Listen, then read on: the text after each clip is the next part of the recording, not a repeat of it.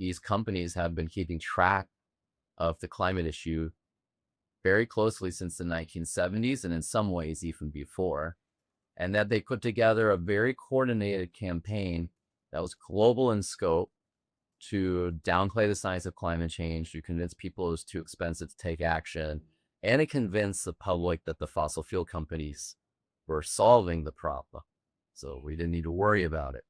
That's been going on for a roughly 30, 35 years in a sort of overt way. So it's involved a lot of different organizations. We have some researchers here who are really foundational in showing just, dozens and even hundreds of organizations involved in that effort with the fossil fuel companies. That doesn't happen without stuff getting written down, right? Huge budgets, you know, millions and millions of dollars spent on this.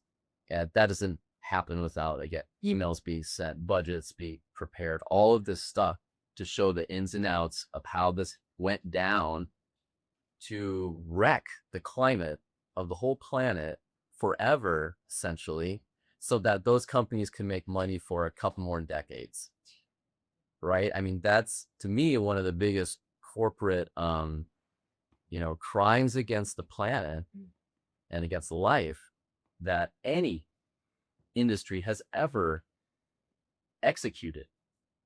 Because in 100 years, people will still be dealing with the impacts of climate change because of those decisions that those people made over the last 35 years. So that really should be known. And the lawsuits have the potential to unlock that, to crack that open and bring that to public lighting.